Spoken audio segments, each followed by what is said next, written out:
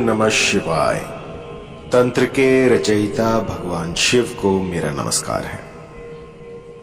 बात बहुत पुरानी है।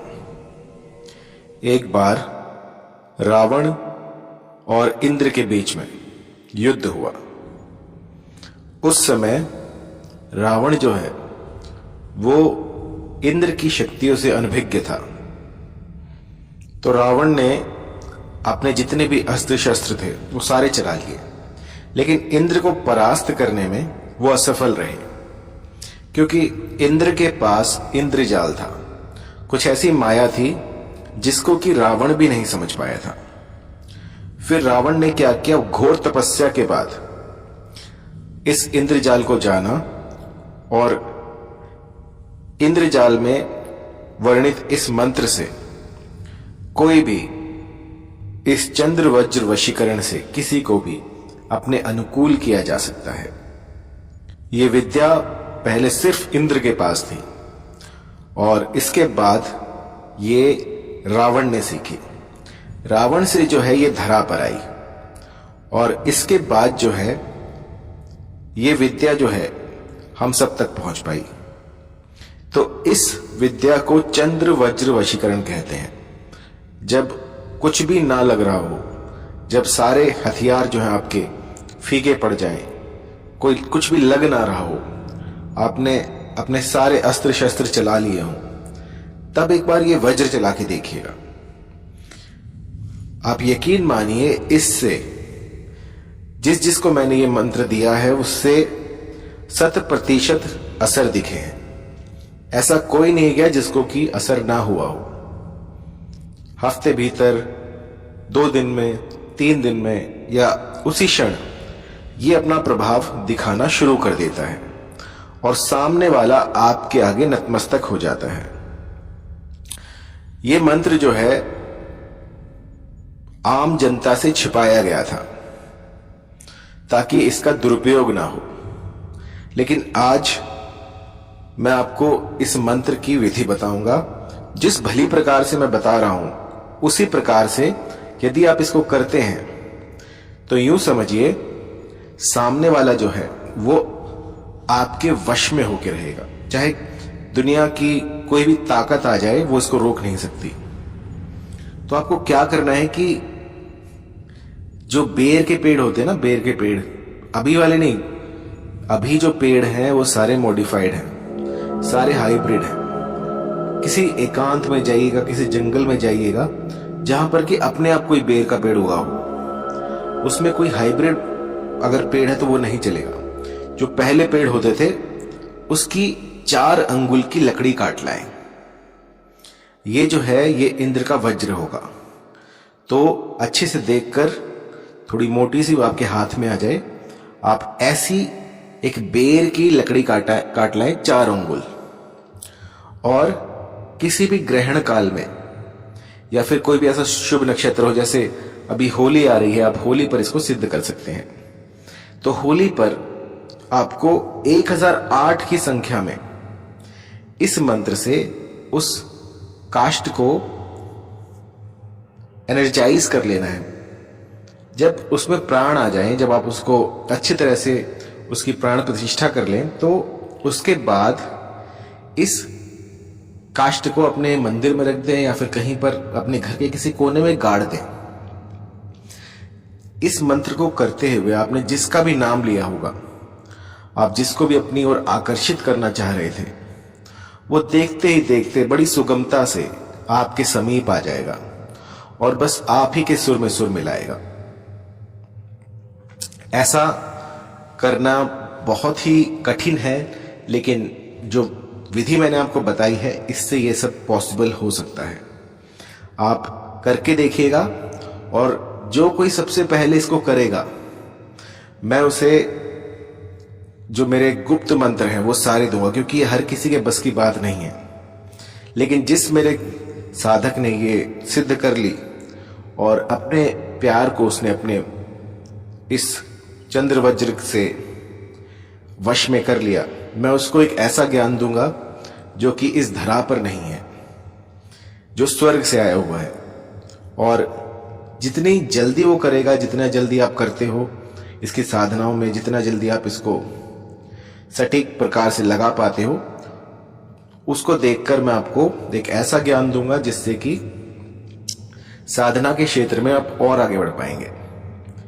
तो जो साधक होते हैं उनको एक बात हमेशा याद रखनी चाहिए कि बहुत सी ऐसी कठिनाइयां आती हैं, बहुत से ऐसे पड़ाव आते हैं जहां पर कि आपका धैर्य जो है वो टूटने लगता है, लेकिन आपको अथक प्रयास करने हैं, अपने मनोबल को क्षीण नहीं होने देना। बस इस साधना में लगे रहिए, क्योंकि साधना जो है वो होता ही है तलवार की धार पर चलना। जितना आसानी से मैं बता देता हूं, इतना आसान बिल्कुल नहीं होगा।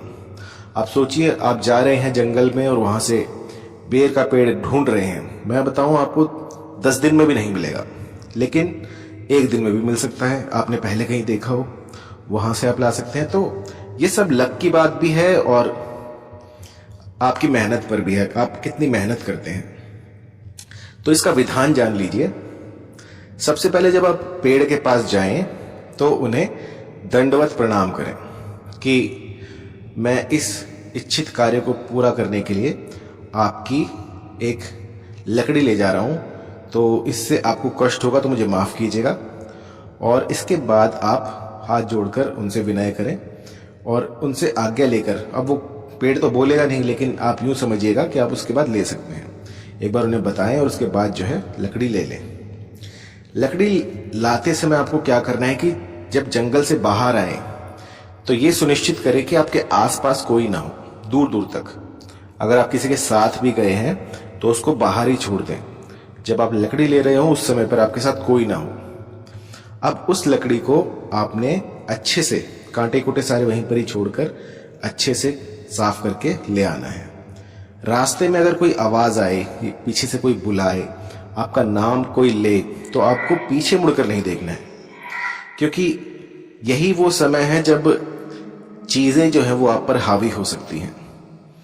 इस समय पर यदि आप चुपचाप आ गए बिना पीछे मुड़े देखे, क्योंकि यहां पर जितनी भी नकारात्मक ऊर्जाएं होंगी वो आपको रोकने का प्रयास करेंगी, तो आपको पीछे मुड़कर नहीं देखना है और चुपचाप, चाहे कोई आपका नाम बुलाए, चाहे कोई रोए, कुछ भी हो, तो आपको पीछे नहीं मुड़ के देखना है। चुपचाप अपने घर में आ जाए और उसके बाद पूर्वमुखी होकर इस मंत्र का 1008 की संख्या में आपको 21 दिनों तक जाप करना है।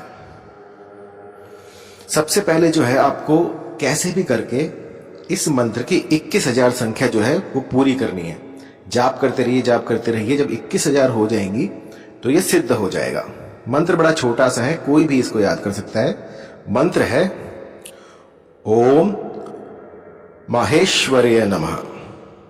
बड़ा छोटा सा है, आप इसको आराम से कर सकते हैं। 21,000 की संख्या में जब ये जाप आप कर लें तभी ये सिद्ध होगा। मंत्र एक बार फिर से, ओम महेश्वराय नमः। इसके बाद जब आप 21,000 इसकी संख्या को पूरा कर लें तो एक एकांत स्थान में जाएं, चाहे वो वन प्रदेश हो, चाहे नदी तट हो, चाहे कोई भी ऐसी जगह हो जहां पर कि दूर दूर तक कोई ना हो। इसको सिद्ध करने के लिए एकांत स्थान चाहिए।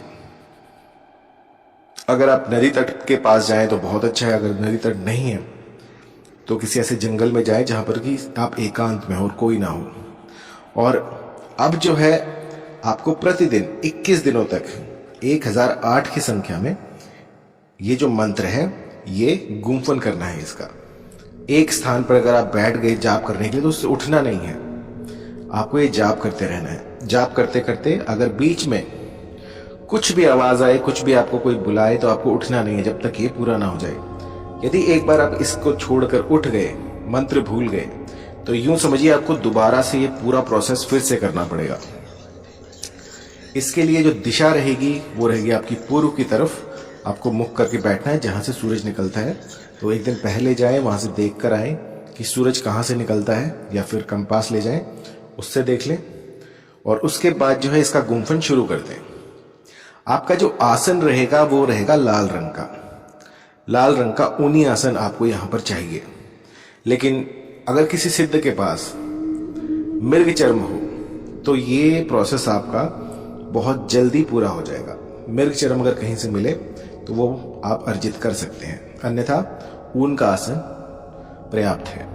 इसके बाद आपको 21 दिनों तक 1008 की संख्या में इसका जो है गुम्फन करना है। इस मंत्र का मंत्र है ओम महेश्वराय नमः।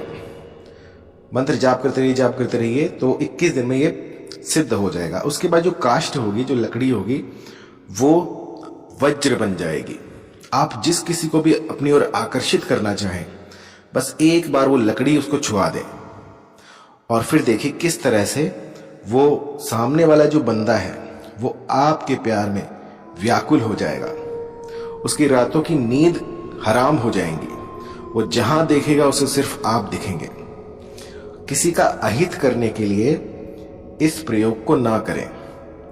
इस प्रयोग को यदि आप किसी का अहित करने के लिए प्रयोग में लाएंगे तो ये आपके जन्म जन्मांतर के जो आपने पुण्य किए हैं उनको नष्ट कर देगा और आपका जो डाउनफॉल है वो शुरू हो जाएगा।